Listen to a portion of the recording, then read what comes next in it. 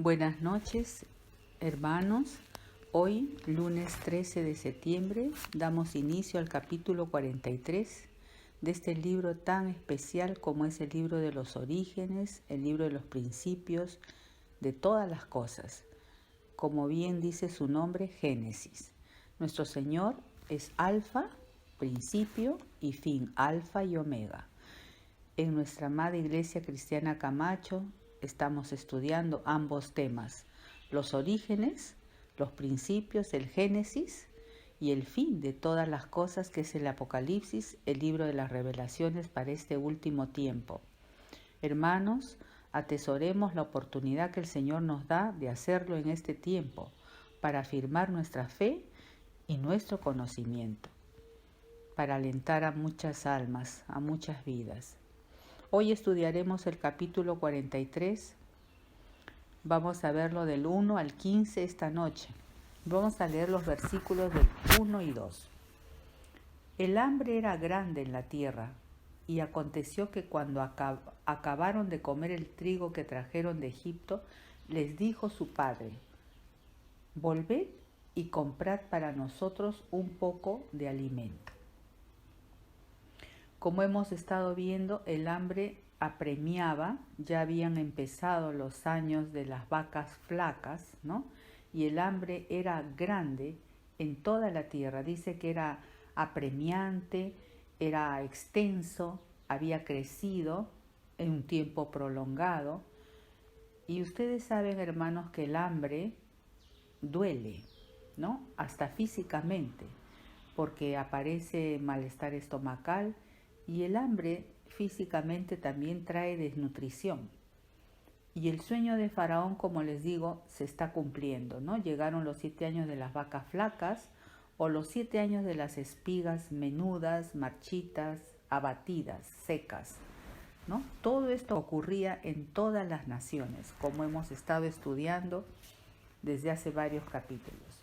Por ejemplo, en Génesis 41:57 dice: porque por toda la tierra había crecido el hambre. Lo dice la palabra del Señor. En toda la tierra había crecido el hambre. Pero en Egipto estaba el dador del alimento, para que el hambre no duela, ¿no? Existe otro hambre, hermanos, existe otro hambre grande y grave en toda la tierra. Ustedes no necesitan más explicaciones de este hambre que hay en toda la tierra, porque hay pruebas, las estamos viendo y viviendo con nuestros propios ojos en este tiempo. Y ya hace más de 2000 años que vino un dador, así como hubo un dador en Egipto, vino también a esta tierra hace más de 2000 años, como repito, un dador de pan natural y espiritual, para saciar esta hambre que sentimos los seres humanos. La pregunta es, hermanos, ¿atesoran los hambrientos las porciones que reciben? ¿Agradecen por ellas? ¿Siguen alimentándose continuamente? El dador del pan, que es nuestro Señor Jesucristo, quiere que estemos saciados, llenos, para que no padezcamos de hambre. En Amós, en el capítulo 8, versículo 11, se nos narra este hambre que viene a la tierra por muchos motivos. He aquí, dice Amós, vienen días, dice Jehová el Señor, en los cuales enviaré hambre a la tierra. No hambre de pan, ni sed de agua, ese otro hambre, sino el oír, el hambre de oír la palabra de Jehová. E irán errantes las gentes, de mar a mar, desde el norte hasta el oriente, discurrirán buscando palabra de Jehová y no la hallarán, porque los tiempos ya están llegando a su fin, el arca se está cerrando. José tenía trigo bien conservado y almacenado en los silos, según la sabiduría que Dios le había dado. ¿Recuerdan? Porque Jehová, esa frase que venimos diciendo desde el principio de la de los capítulos desde el 37, que es la historia de José, porque Jehová estaba con José y lo que él hacía, lo que José hacía, Jehová lo prosperaba. Y así, hermanos, debemos apropiarnos de estas frases porque somos los hijos del Señor. Jehová está con nosotros y todo lo que hacemos, Jehová lo prospera. Amén. Si es que atesoramos ese alimento que Él nos da. Todos buscaron a José allá en Egipto, en la necesidad que tuvieron. Veamos un momento, hermanos, cómo miles de años más adelante, la gente necesitada, con hambre de Dios, buscaba a su Mesías Salvador. Vamos al capítulo 6 del Evangelio de Juan, en el versículo 25, Juan 6, 25. El título del pasaje es hasta precioso: la gente busca a Jesús.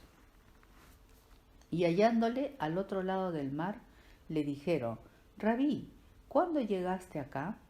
Respondió Jesús y les dijo: de cierto, 2 veces, os digo que me buscáis no porque habéis visto las señales, sino porque comisteis el pan y os saciasteis. Y ya es cierto, Él les había dado, ¿se acuerdan? De los 5 panes y 2 peces, Él hizo una multiplicación y les dio y se saciaron. Y Él les da un consejo acá: trabajad, como dicen Amós 8:11, ese otro hambre. Trabajad no por la comida que perece, o sea, por lo natural. No trabajemos por lo natural, sino por la comida que a vida eterna permanece, nuestra porción diaria de la palabra preciosa del Señor, que es verdadera comida, la cual el Hijo del Hombre os dará, porque a éste señaló Dios el Padre. Él es el que nos alimenta, porque no solo de pan natural vive el hombre, sino de todo lo que sale de la boca de Dios. Estas son palabras también que Jesús dijo en Mateo 4. No solo de pan vive el hombre, sino de todo lo que sale de la boca de Dios. El pan natural vendrá por añadidura, hermanos. Todos lo hemos vivido y lo seguimos viviendo, que todo viene por añadidura, cuando buscamos primeramente al dador del pan. Vamos a continuar con los versículos del 3 al 7 de este estudio de Génesis. Respondió Judá al requerimiento de su padre de ir a comprar de nuevo alimento, diciendo: aquel varón, o sea José, nos protestó con ánimo resuelto, diciendo: no veréis mi rostro si no traéis a vuestro hermano con vosotros. Si enviares a nuestro hermano con nosotros, descenderemos y te compraremos alimento. Pero si no lo enviares, no descenderemos, porque aquel varón nos dijo: no veréis mi rostro si no traéis a vuestro hermano con vosotros. Dijo entonces Israel: ¿por qué me hicisteis tanto mal declarando al varón que teníais otro hermano? Y ellos respondieron: aquel varón nos preguntó expresamente por nosotros y por nuestra familia, diciendo: ¿vive aún vuestro padre? ¿Tenéis otro hermano? Y le declaramos conforme a estas palabras. ¿Acaso podíamos saber que él nos diría: haced venir a vuestro hermano? Vemos pues, hermanos, cómo es que Judá toma ahora a su cargo y da detalles de la situación a su padre. Ya no es Rubén, notemos eso. Jacob no había cedido dejar ir a Benjamín cuando Rubén se lo requirió. Recordemos algunas características de los hermanos para comprender más por qué Judá está tomando ahora el control de todas las cosas. Rubén había decepcionado a su padre por el incesto cometido con Bilha. Simeón y Leví habían sido causantes de una matanza, de una masacre terrible en Siquem, de grandes consecuencias. Judá, el mismo Judá, se levantó. Ahora está sobrio, está restaurado. Se levantó, pero él tuvo un descenso en Adulam, en Canaán, recuerdan, Génesis 37, 38. Reconoció su pecado con Tamar, su nuera. Ahora está ocupado en las cosas de su familia, pero él tuvo un arrepentimiento. En Génesis 38, en el versículo 26, dice: más justa es ella, o sea, por Tamar, que yo, por cuanto no la he dado a Sela mi hijo. Ese fue mi pecado, ¿no? Que no la di a Sela cuando ya era mayor Sela, ¿no? Y nunca más la conoció, ¿no? Sin embargo, de Rubén no se registra ningún suceso que se haya arrepentido de lo que le hizo a su padre, ¿no? Y así dice el Salmo 32:5: mi pecado te declaré y no encubrí mi iniquidad, como Judá. Dije: confesaré mis transgresiones a Jehová, y tú perdonaste la maldad de mi pecado. Dios perdona y restaura. Por eso es que lo vemos ahora a Judá en esta situación de liderazgo, ¿no? Vamos a seguir con la lectura de los versículos del 8 al 10. Entonces Judá dijo a Israel, su padre: envía al joven conmigo, y nos levantaremos e iremos, a fin de que vivamos y no muramos nosotros, y tú y nuestros niños. Yo te respondo por él. A mí me pedirás cuenta, si yo no te lo vuelvo a traer, y si no lo pongo delante de ti, seré para ti el culpable para siempre. Pues si no nos hubiéramos detenido, ciertamente hubiéramos ya vuelto 2 veces.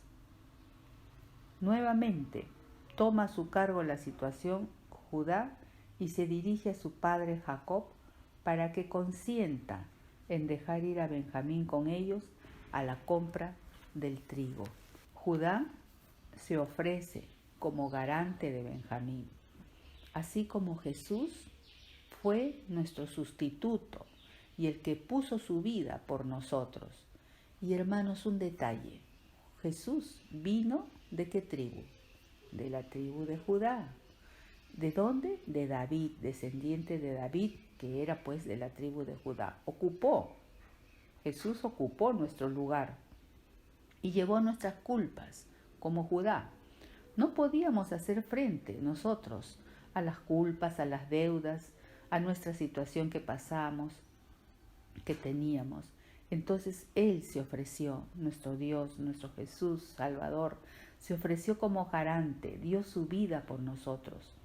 La culpa, la deuda de nuestros pecados, de nuestras faltas, quedó pagada con su muerte en la cruz. En Hebreos, en el capítulo 7, versículo 22, dice: por tanto, Jesús es hecho fiador, o sea, aval, ¿no?, de un mejor pacto. Y en el versículo 25 dice: puede también salvar perpetuamente. Este fiador puede salvarnos perpetuamente a los que por él se acercan a Dios.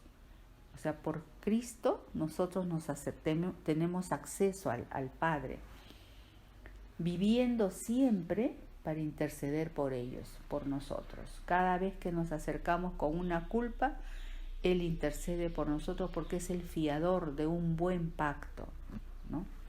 Judá sería como un reconciliador en estos capítulos que vienen, como un pacificador entre José y sus hermanos. Esto lo vamos a ver claramente en el capítulo 44. Cuidando la integridad de Benjamín estaría Judá al pie de eso, como lo prometió a su padre. En Colosenses, en el capítulo 1, versos 20 y 21, se cumple una perfección suprema de Cristo Jesús, nuestro reconciliador.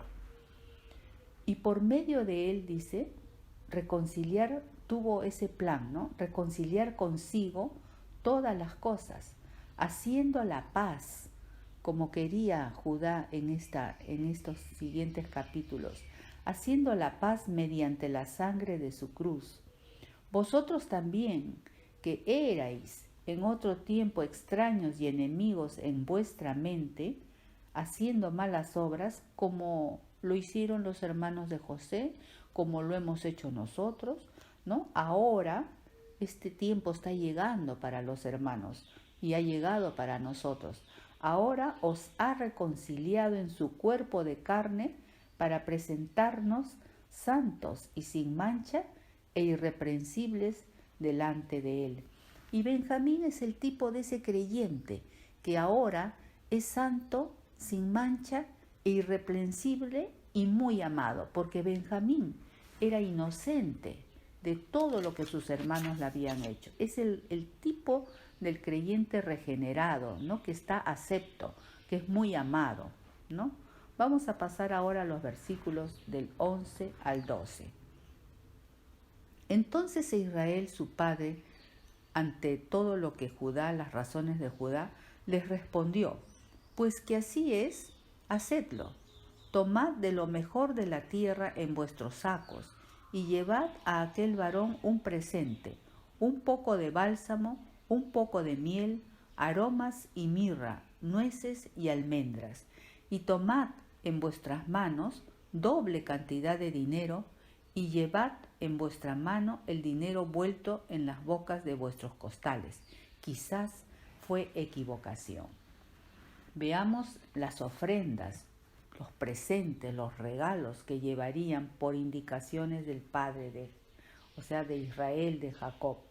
Fueron propuestas estas ofrendas por Israel.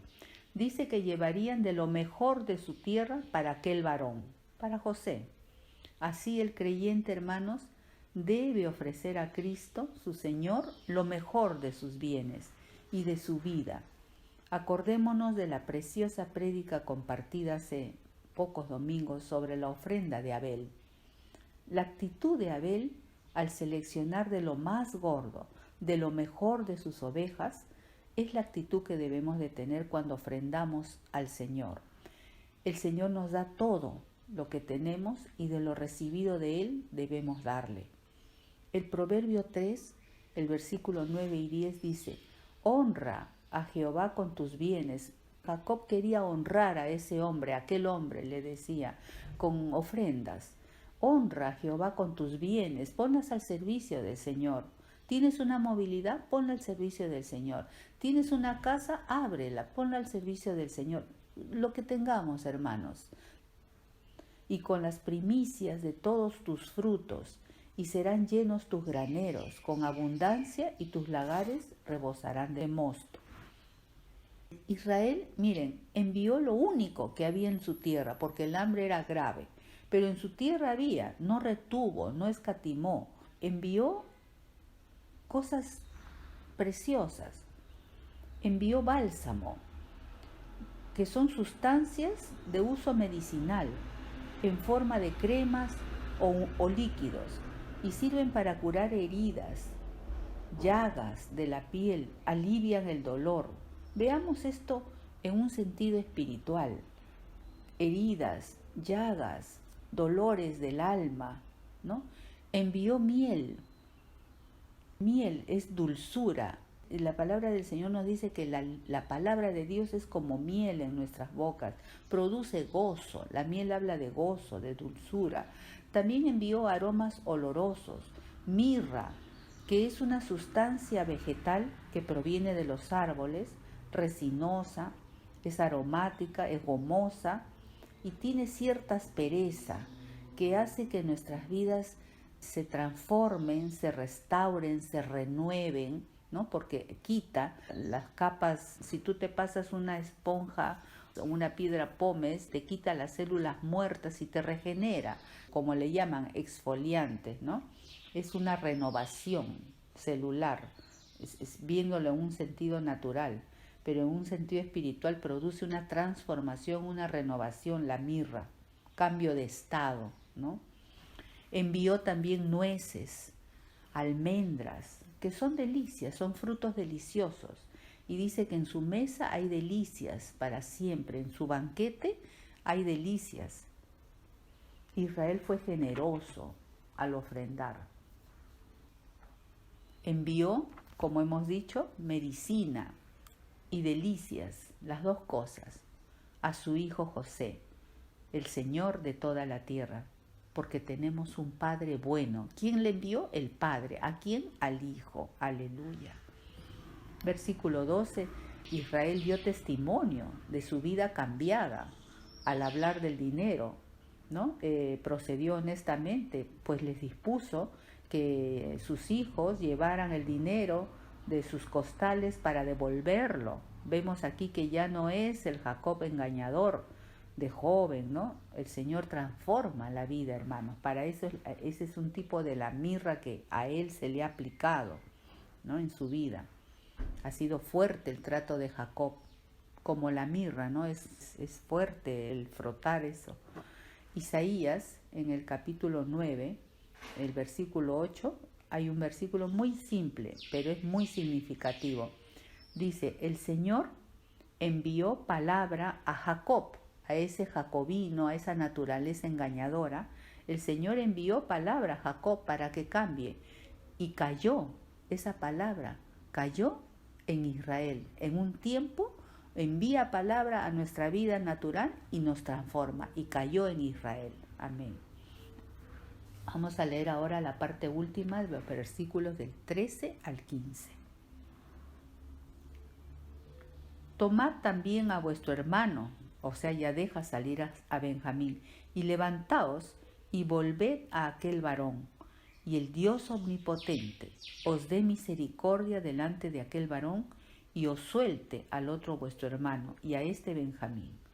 Y si he de ser privado de mis hijos, séalo. Entonces tomaron aquellos varones el presente, y tomaron en su mano doble cantidad de dinero, y a Benjamín, y se levantaron y descendieron a Egipto y se presentaron delante de José. Jacob decide ya la partida de Benjamín ante las palabras de Judá. Confía no en Judá, confía en su Dios todopoderoso, ese Dios que se le apareció en Betel. ¿Recuerdan el sueño en Betel? La escalera por donde subían y bajaban ángeles a favor de Jacob. Y él declaró en ese sueño cuando despertó, ahí él declaró que que Dios sería su Dios para siempre. Este pasaje está en Génesis 28 para que lo busquen.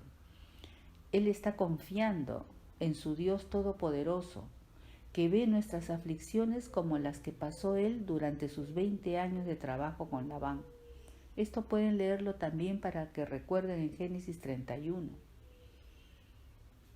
Fueron años duros, los 20 años que él pasó en Padán Aram, trabajando con Labán, fueron años muy difíciles para Jacob.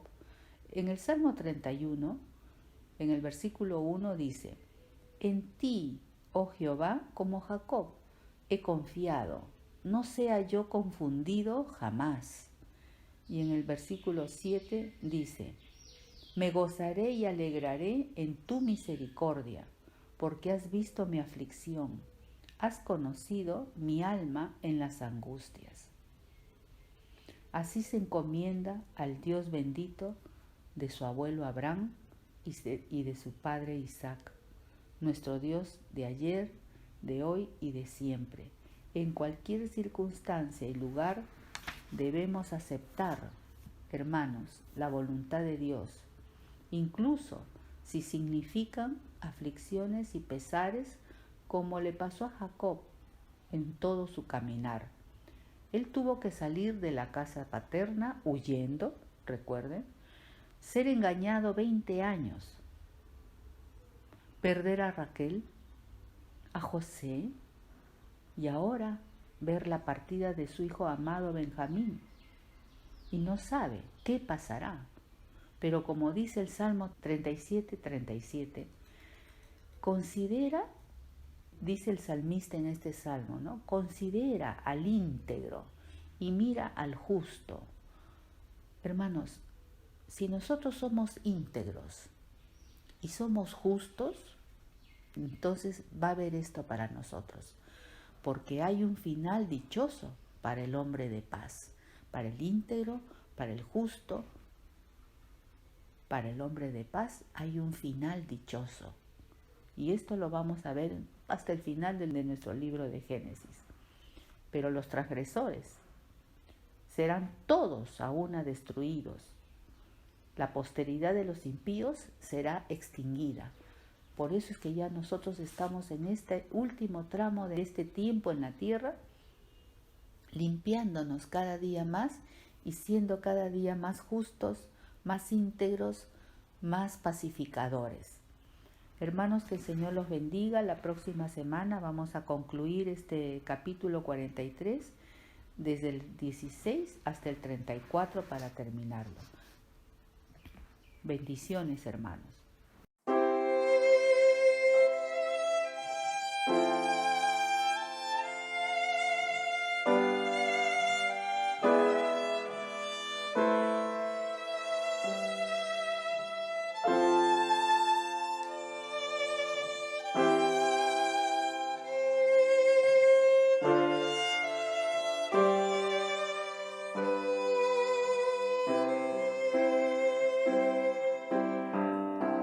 Manos vacías, vengo a ti, no tengo nada que darte, no hay nada de valor en mí, no puedo impresionarte, te puedo entregar mi corazón, pero está quebrantado. Recíbelo, mi buen pastor. Tú puedes restaurarlo. Pongo mi vida a tu servicio, Señor. No será mucho, pero lo entrego. Y si mis manos hoy vacías están, puedes llenarlas con tu gran poder y amor. Usa mis manos, Señor. Pongo mi vida a tu servicio, Señor. No será mucho, pero lo entrego. Y si mis manos hoy vacías están, puedes llenarlas con tu gran poder